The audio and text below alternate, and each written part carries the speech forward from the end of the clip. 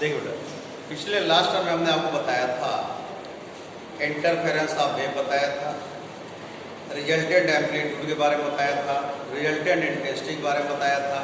तो आज बताने जा रहे हैं आपको इंटरफेरेंस ऑफ लाइट यानी प्रकाश के व्यतिकरण के बारे में आप डिस्कस करेंगे आपसे। सबसे पहले समझिए मोनोक्रोमेटिक सोर्स क्या होता है, यानी एक वर्णीय प्रकाश स्रोत क्या होता है। जो प्रकाश स्रोत एक निश्चित तरंगदैर्घ्य के प्रकाश का उत्सर्जन करता है उसे एक वर्णीय प्रकाश स्रोत कहते हैं। Those which source emitted a particular wavelength of light known as a monochromatic source। Suppose करिए कोई आपका सोर्स है जो ओनली 5000 एंगस्ट्रॉम का लाइट इमिटेड कर रहा है, तो क्या हो गया आपका मोनोक्रोमेटिक सोर्स हो गया। 6000 का कर रहा है तो भी मोनोक्रोमेटिक सोर्स हो गया। यानी कि जो प्रकाश स्रोत एक निश्चित तरंगदैर्घ्य के प्रकाश का उत्सर्जन करता है उसे क्या कहते हैं, एक वर्णीय प्रकाश स्रोत। Which source emitted a particular wavelength of light known as a monochromatic source. समझ में आ गया। कोवेलेंट सोर्सेस क्या होते हैं, यानी कला संबद्ध प्रकाश स्रोत क्या होते हैं बेटा, ऐसे प्रकाश स्रोत जिनका कलांतर समय के साथ साथ नहीं बदलता है उन्हें क्या कहते हैं, कला संबद्ध प्रकाश स्रोत। क्या कहते हैं, कला संबद्ध प्रकाश स्रोत। ऐसे प्रकाश स्रोत जिनका कलांतर समय के साथ साथ नहीं बदलता है उन्हें क्या कहते हैं, कला संबद्ध प्रकाश स्रोत। Which sources no change phase difference with respect to time known as a covalent source. ऐसे सोर्सेज जिनका आप क्या कहते हैं, जिनका कलांतर जो होता है समय के साथ साथ नहीं बदलेगा वो कला संबद्ध सोर्स कहलाएंगे। यानी which source no change phase difference with respect to time known as a covalent sources. अब आपका आता है इंटरफेरेंस ऑफ लाइट, यानी प्रकाश का व्यतिकरण क्या होता है। एक वर्णीय प्रकाश स्रोत से निकलने वाला प्रकाश, एक वर्णीय प्रकाश स्रोत से निकलने वाला प्रकाश जब दो कला संबद्ध प्रकाश स्रोतों से होता हुआ किसी पर्दे पर आपतित होता है या पर्दे पर केंद्रित होता है तो कुछ बिंदुओं पर तीव्रता अधिकतम होती है पर्दे पर, तो कुछ बिंदुओं पर तीव्रता न्यूनतम या शून्य होती है। जहाँ पर तीव्रता अधिकतम होगी वहाँ आपको चमकीली पट्टियाँ प्राप्त होंगी जिन्हें हम दीप्त फ्रिंज कहेंगे, और जहाँ पर तीव्रता न्यूनतम या शून्य होगी वहाँ काली पट्टियाँ प्राप्त होंगी जिन्हें हम अदीप्त फ्रिंज कहेंगे। क्या कहेंगे, अदीप्त फ्रिंज कहेंगे। When monochromatic light source, the light emitted from a monochromatic source and passes through a covalent sources and focus at a screen, then some point has intensity of light is maximum and other some point has intensity of light is minimum or zero. At which point intensity of light is maximum, get bright steps known as a bright fringes, and other some point has low frequency, low intensity or minimum or zero intensity has dark steps known as a dark fringes। बात clear हो गई। देखिए बेटा,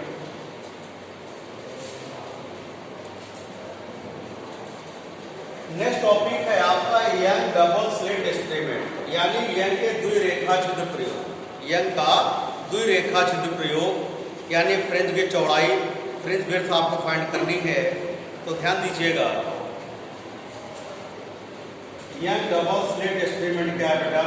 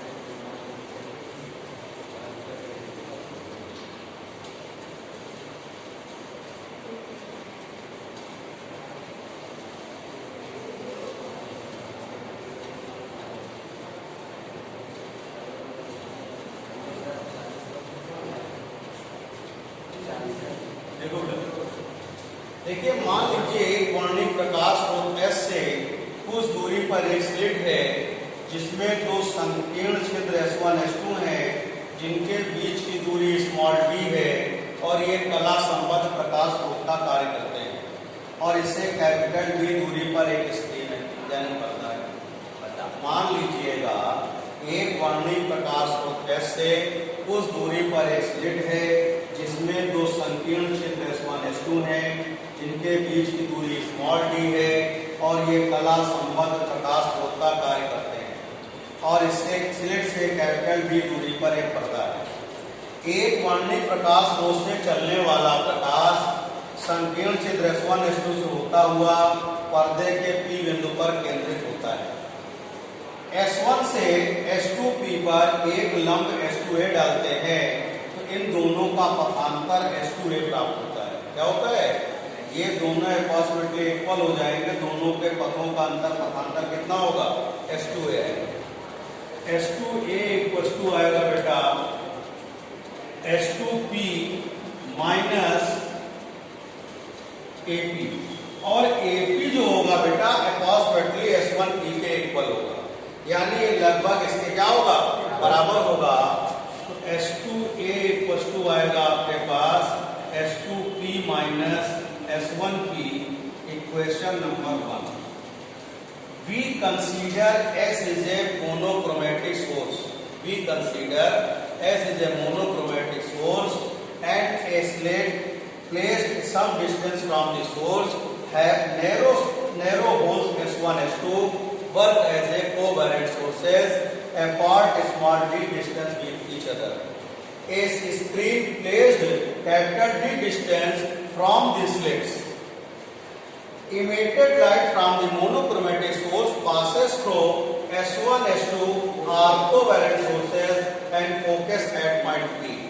We draw a perpendicular at point S2P from S1A.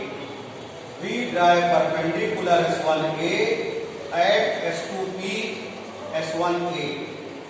That is mean, तो इसमें आपको you get phase path difference, you get path difference S2A. S2A equals to S2P minus AP.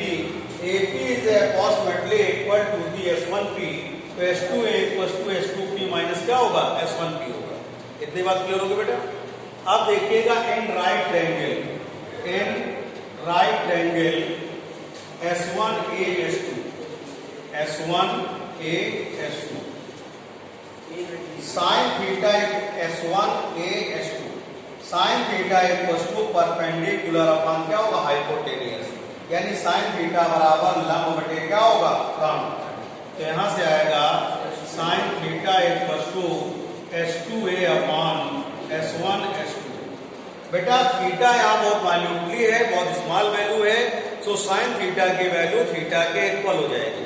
जब कोण बहुत छोटा होता है तो sin थीटा की वैल्यू थीटा के बराबर हो जाती है। तो यहाँ आएगा theta equals to S2A upon small d equation number 1 यहाँ लिख लेंगे sin theta equals to theta. In right triangle POC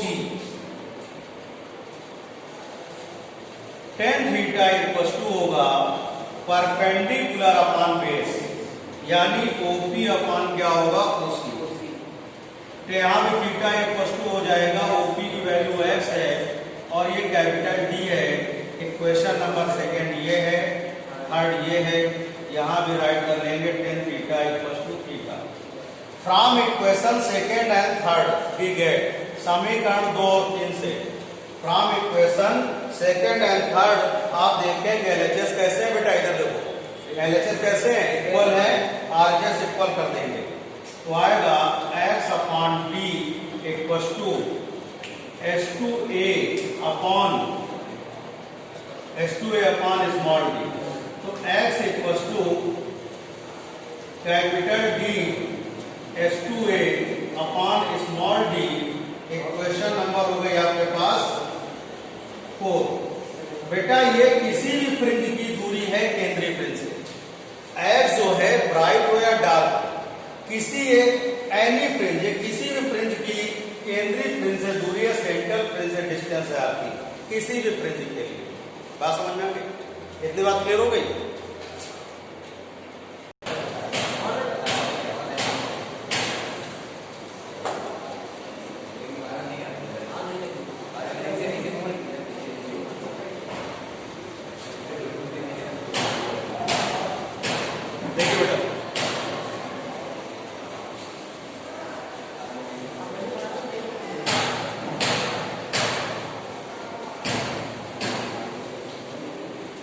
देखिए बेटा, फार ब्राइट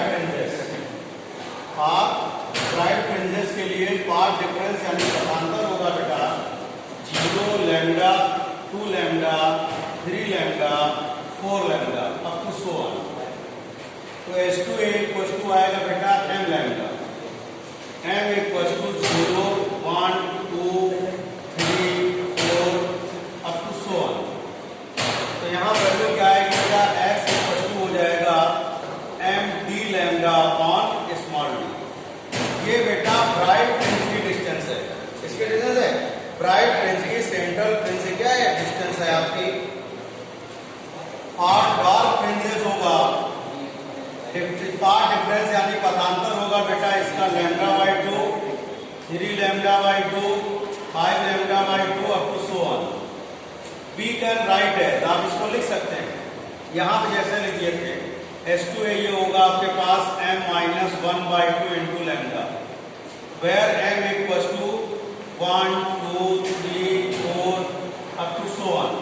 देखिए यहाँ पर m की वैल्यू 1 रखेंगे तो लैम्डा बाई 2, 2 रखेंगे 3 लैम्डा बाई 2, 3 रखेंगे 5 लैम्डा बाई 2 आएगा। तो यहाँ से आ जाएगा आपका x बराबर m minus 1 by 2 into d lambda upon small d। ये डिस्टेंस आ गई केंद्रीय फ्रिंज से डार्क फ्रिंज की, यानी केंद्रीय फ्रिंज से आपकी क्या कहते हैं आधी फ्रिंज की दूरी, और ये केंद्रीय फ्रिंज से क्या है डीप फ्रिंज की दूरी। ये ब्राइट फ्रिंज की डिस्टेंस है सेंट्रल फ्रिंज से, और ये डार्क फ्रिंज की डिस्टेंस है सेंट्रल फ्रिंज से। देखिए बेटा, अब देखिएगा फ्रिंज विड्थ यानी फ्रिंज की चौड़ाई।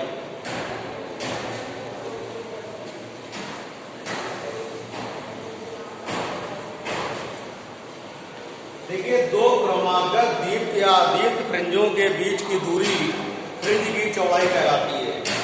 दो क्रमागत दीप्त या अदीप्त फ्रिंजों के बीच की दूरी फ्रिंज की चौड़ाई कहलाती है। इसे क्या करते हैं W से निरूपित करते हैं। The distance between two bright or dark consecutive fringes known as a fringe width is denoted by capital W। दो क्रमागत दीप्त या अदीप्त फ्रिंजों के बीच की दूरी फ्रिंज की चौड़ाई कहलाती है। इसे कैपिटल W से निरूपित करते हैं। The distance between two dark or bright consecutive fringes known as a fringe width is denoted by capital W।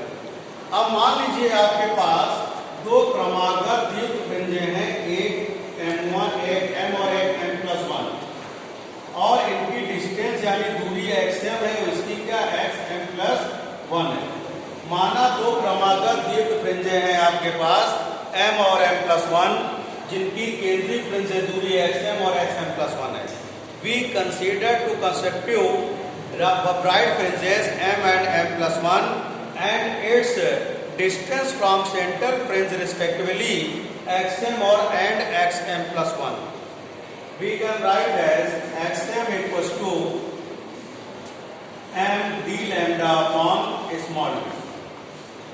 xm+1 equals to m+1 d lambda upon small d। अब W इक्वल टू क्या होगा बेटा xm+1 minus xm। W equal to आएगा बेटा m+1 d lambda upon small d minus md lambda upon small d। अब इसका क्या करेंगे, यहां से d by t lambda upon small d common कर लीजिए तो m plus 1 minus m plus 1 minus m क्या हो गया, कैंसिल हो गया, तो W इक्वल टू आ गया D lambda upon small D. बेटा ये आ गए फ्रिंज विड्थ आ गई, यानी कि फ्रिंज की चौड़ाई आ गई। न्यूमेरिकल के लिए तुमको 2 पॉइंट बता रहा है बेटा, ध्यान दीजिएगा। ब्राइट फ्रिंज के लिए आपको फार्मूला नोन है x equal to md lambda upon small d. We can write है, इसको क्या लिख सकते हैं, W, x बराबर mw। Note number 2, dark fringe के लिए क्या होगा, x m minus 1/2 into d lambda upon small d, तो x equal to m minus 1/2 into W।